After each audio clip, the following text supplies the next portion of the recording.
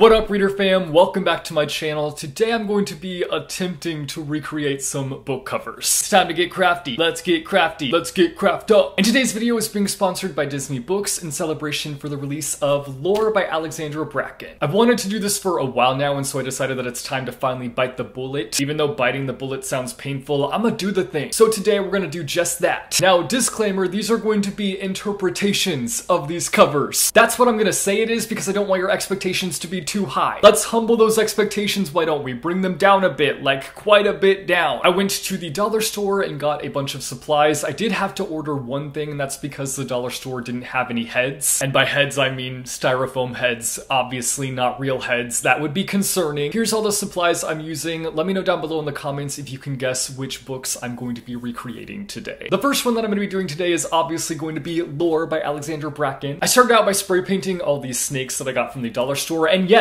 I did feel hecka embarrassed buying all these snakes from the dollar store. I'm still not at the confidence level where I can buy weird things and not think about what the employee at the cash register is thinking of me. And of course, as soon as I took my bundle of snakes to the cash register to check out, a huge line formed behind me, and so I had to deal with the anxiety of thinking about what the people behind me were thinking of my snake friends that were there on display for all to see. Like, I almost wanted to turn around and be like, I promise I do not have an obsession with snakes, it's not what it looks like, but I also couldn't be like, it's for a YouTube video, because that also sounds weird. My plan after spray painting these snakes is to hot glue them to the styrofoam head, which honestly, I had this styrofoam head in my house for a week prior to filming this, and let me tell y'all, it was low-key creeping me out. Like, I had it in my bedroom on my dresser there for a while, and I would just like wake up to go to the bathroom in the middle of the night, and this thing was just staring at me, and it freaked me out. I'm gonna talk a bit about Lore as I begin to recreate the cover here. Lore takes place in a version of our world where every 7 years the Agon begins. And this is a punishment for a past rebellion. During this, gods are forced to walk the earth as mortals. Sounds pretty sucky if you ask me. And throughout the process, they're being hunted down as hunters are looking to seize their powers. We follow our main character Lore, who after her family has been murdered, she is trying her best to just like put out the idea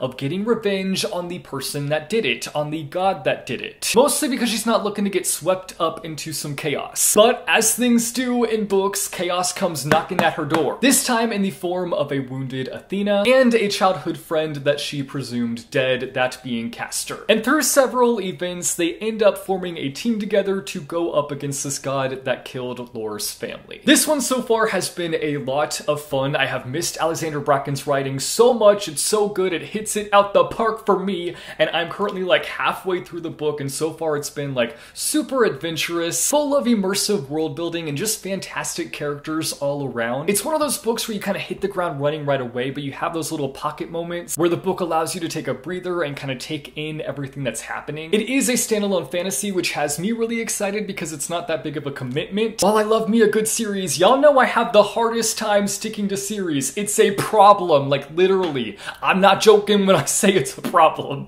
The amount of series I have not finished is absurd at this point. Somebody help me. Help me. H-E-L-P me. So it's kind of nice to know that this is a one and done situation with it being a standalone. Though I'm sure that by the time I reach the ending, I will want more books with these characters because like I said, it's full of fantastic characters. First up, we have Lore, who is a very headstrong character, and you can tell that she's been through a lot in the way that she reacts to different situations. It's balanced out with characters like Miles, who is a favorite of mine. He's one of Lore's best friends that had no idea about this whole kind of world with Greek gods, and now he's trying to stand by Lore's side, but also not die in the process. We've got characters like Castor, who just has so much history with Lore, and then characters like Athena, who is kind of, you know, a bit on the grumpy, pumpy side, but like, we love her, we appreciate her, she's an interesting character to follow. As I was recreating this cover, I decided that some of the snakes needed to be kind of chopped up a bit in order to kind of help out with the overall layering of the snakes, and I realized pretty early on that one, I did not have enough snakes, and two, I had too many different sizes of snakes. And listen, as I was putting this one together, I was pumped. I was like, dang, this is turning out perfectly, like Craft King, it be me. If you've followed my crafting journey on this channel so far, then you know how fast things go south for me. I like to pretend that I know what I'm doing, but I in fact do not know what I am doing. So I was excited to see where things were going with this one because I felt like I had finally cracked some kind of code and I was now a crafter king, but then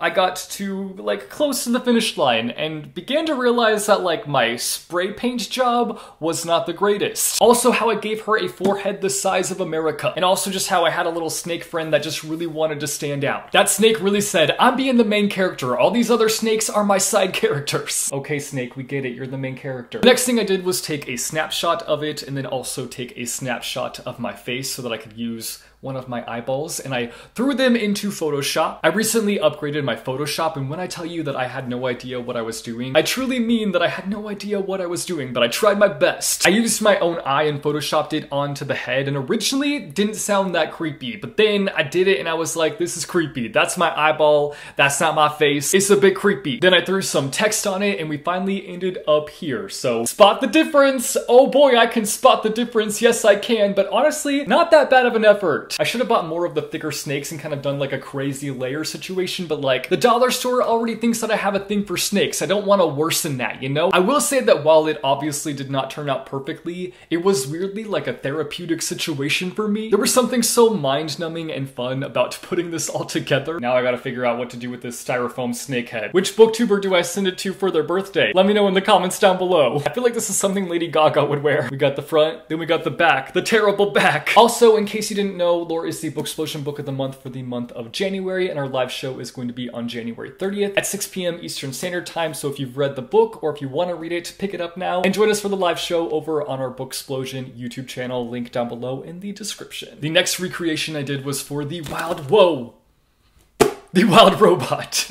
I felt like this one would lend itself well to kind of be that paper cutout style with construction paper. Cut, cut, chop, chop, snip, snip. So I snatched up some construction paper from the Dalla Dalla store and started to chop, chop, chop. Now right away, I knew that this was going to be a situation where the construction paper didn't really align with the colors that we have here on the cover. Like none of the colors match. But I decided to go with it because again, interpretation. Cover, interpretation. Even though I put recreation in the title. Shh, it's fine. The Wild Robot is the story of a robot who one day wakes up on a deserted island. And we followed them on their journey and seeing how they kind of adjust to this new way of life. As the robot begins to kind of finally find their footing on the island, that's when their past comes back to haunt them. It's a pretty solid middle grade story, albeit it's not perfect, it has its flaws. Like for me, the story felt a little bit disjointed at times and that made it a little bit difficult to follow, but it has a lot of other great positive things going for it. Like the illustrations that I just ate right up because I loved them so much. It was feasting time and I devoured them. It has nice messages tucked inside of it about loneliness and finding your place in the world and how things just don't always go as planned and how that can be okay. And those were all great things to see be presented throughout the book. Not necessarily a standout book in my opinion, but still a really nice read. Now the process of recreating this cover ended up being a little bit on the frustrating side. For example, the trees were a pain in my rear end to cut. Like I was about to just be like, trees? I see no trees. There are no trees on this cover. Nope, none, nada. And just completely skipped the step of cutting out the trees, but I stuck with it, even though it was painful for my soul. I think I just needed to make them less skinny, but alas, I ended up in Frustrationville as I chopped them up. I was literally humming Are We Out of the Woods Yet as I cut them up. I also had a few moments where I would like take a deep breath and breathe out, and as I breathed out, the papers just went everywhere. So love that. Love that that happened, and I did it like twice. Like you'd think that I would learn from the first time, but no, I just had to do it 2 times. This one was also difficult to put together because of layering. Like I didn't really think it'd be that hard to like layer it and put it together, but my mind did not compute when I hit that point. My brain was just like glitching as I was trying to put it together. But after throwing it into Photoshop and adding the title and everything, this is what I ended up with. Again, the colors are way off from the OG, but this formed into something that I'm pretty proud of. I just know I would get an A+ if I was still in 1st grade and this was my assignment. The last and final one that I did is for As You Wish. Now I really thought that this one was going to be easy peasy lemon squeezy, but it was more so hard,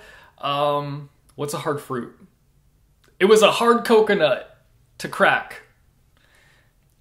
Sure, Jan. As You Wish is the story about a small town that isn't like all the other small towns. It's super heckin' special. That specialness comes from the fact that on everybody's 18th birthday within this town, they get a wish, and that wish is granted. This leads to a lot of greatness, but also to a lot of not so greatness, as people don't always think their wishes all the way through, which leads them down unfortunate life paths. I loved this story and how layered it was. It is not a perfect story by any means, and I know that a lot of people will will read this one and hate, despise, just completely be angered by the main character. Like, I get it, but like, I liked that aspect about him. I liked that he wasn't perfect. I liked that he was flawed. It has the same feel as The Sun Is Also a Star and They Both Die at the end, where you're kind of seeing different angles of the story by seeing a lot of the stories about the side characters and kind of getting their perspectives, and that just kind of like really layers out the story, makes it really heckin' thick, just really brings a lot to the story, in my opinion. Brings a lot of layers. What else can I say other than layers? It layers out the story. It also just plays out in a really fun way and kind of makes you think about how you would approach a wish if you were given one that would for sure be granted. I know that I would screw that up. Like, that is way too much pressure. Like, you're telling me that I could wish for anything? Like, absolutely anything?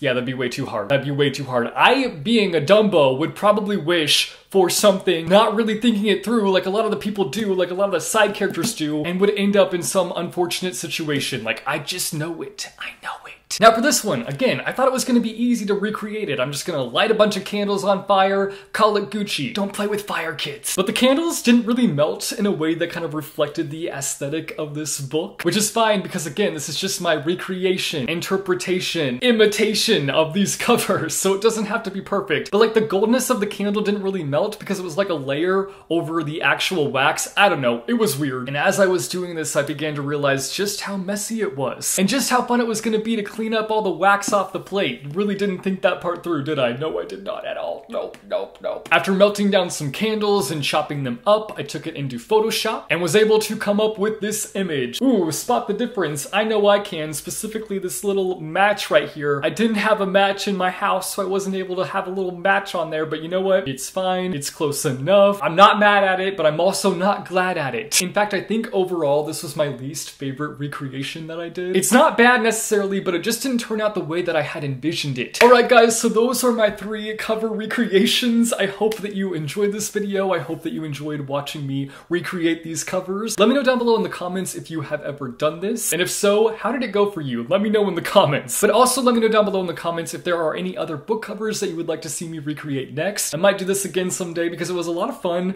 Again, weirdly therapeutic at one point. Why? I have no clue. Again, thank you to Disney Books for sponsoring this video. Lore by Alexandra Bracken is in stores now, so be sure to check it out. If you like this video, be sure to go and hit that like button. If you want to see more bookish content from me, be sure to go and hit subscribe or go and hit that bell icon and you'll be notified every time I post new videos. As always, thank you guys so much for watching. I hope your day is bright, that tomorrow is brighter. Keep reading what your heart desires, and I will see you soon with a new video. Bye-o!